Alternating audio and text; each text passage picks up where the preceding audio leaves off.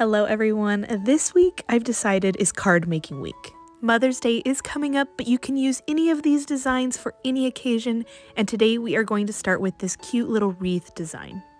I'm using 140-pound cold press watercolor paper. My piece is about 5 by 9 inches.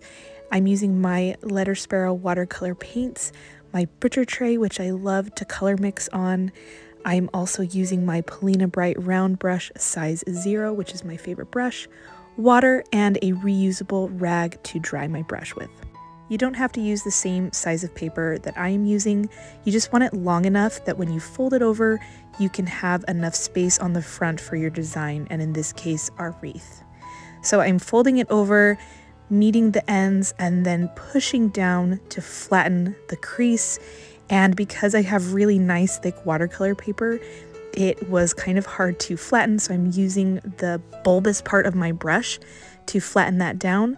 And because, again, my watercolor paper is really nice, it kind of frayed, but with your finger you can really just rub that down pretty easily. And then I flipped it over to the other side, which is a little bit of a nicer side after doing that, and I think it still looks really great.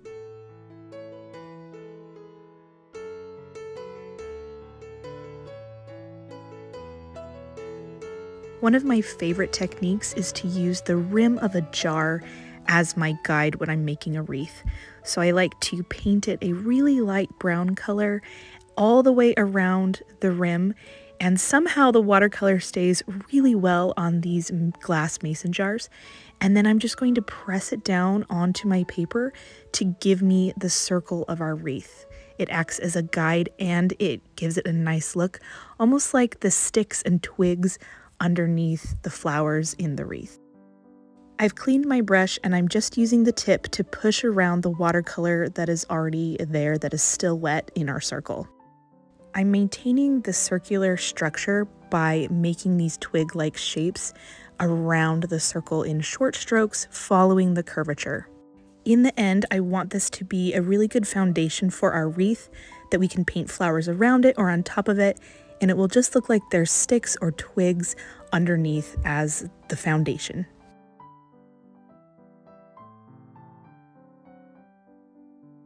So my formula for floral wreaths is that once you have your basic circle shape finished, the next step is to determine what your biggest flower is going to be.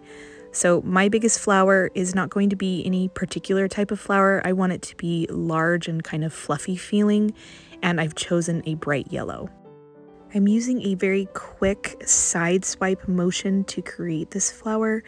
Again, it's not any particular flower, and I'm not being very exact about anything.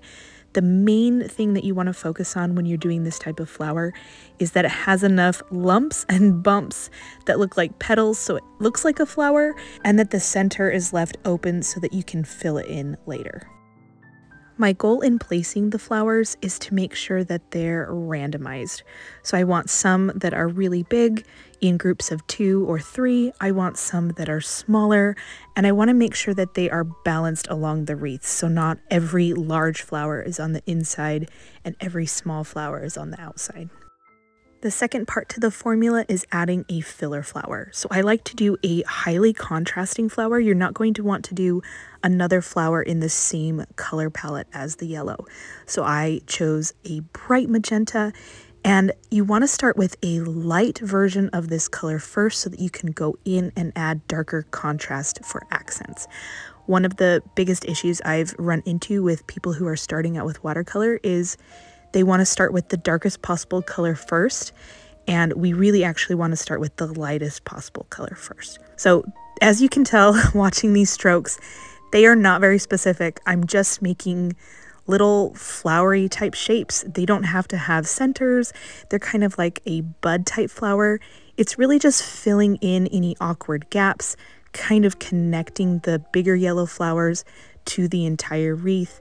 I'm doing bunches of 2 or 3. I'm making sure again that they're balanced on either side of our stick part of our wreath, so that one side isn't having more flowers than the other.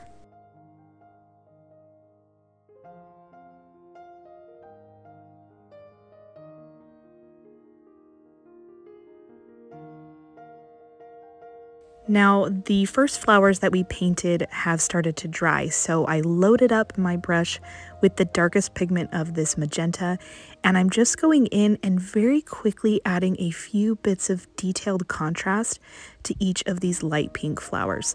Now, what this does is it creates so much depth in your painting because you started with a really light color that gives you all of your shape, and then you go in with some contrast that now feels like you're adding detail, shadow, highlight, and it just really makes your entire painting pop. Less is more with this. I try to keep it towards the bottom of the flower, again, like it's a shadow. I decided I wanted high contrast on the yellow flowers, so instead of doing a higher pigment of yellow, I'm tying back into the stick part of the wreath by using that original brown color we had to go around where we've left the center open of the flower. So again, we're leaving that center completely open. We don't want to mess with it. We're just going around it and staying in those yellow petals. Less is more, keeping it really light and loose.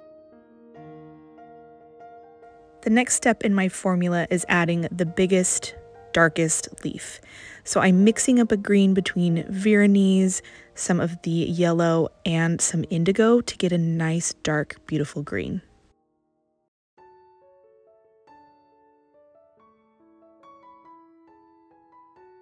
So this greenery is kind of the main attraction of the greenery. The biggest leaves will be in this color. I'm doing some of the quick stems in this color. Really, it ties everything together because it's such a nice high contrast, especially against the light wood brown from the sticks below it.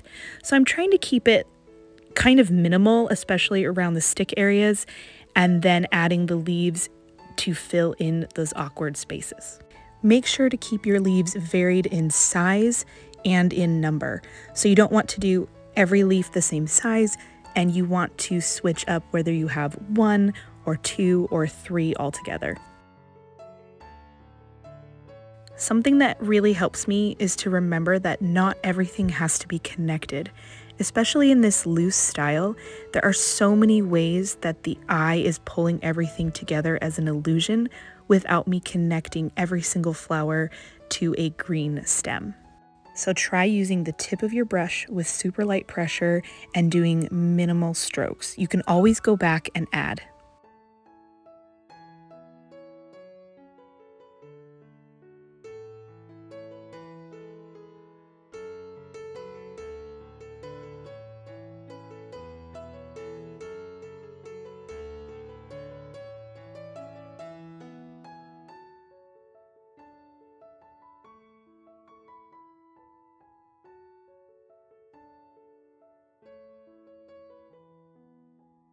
To that green color I already have mixed, I'm adding some of that dark indigo color back in, and this is going to give me a very dark green to create that deep contrast.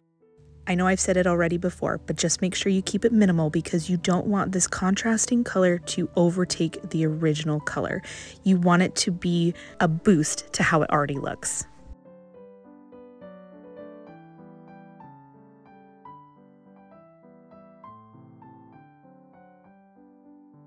The last part of my formula is a very light green, fluffy, textured leaf that fills in all of the weird spaces.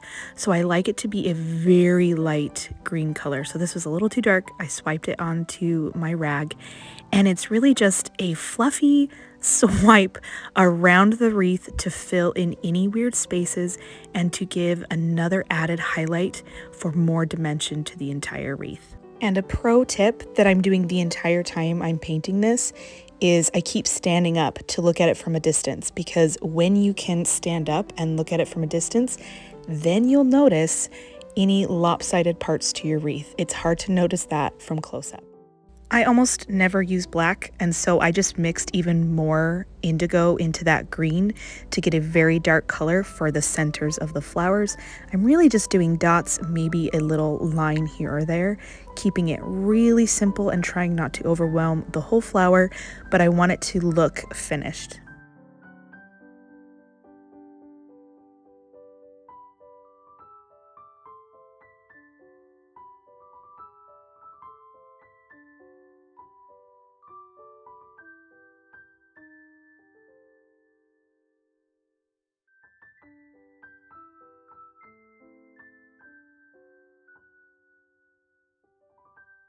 And so at this point, your wreath is totally finished and you can put anything you want in the circle of your wreath.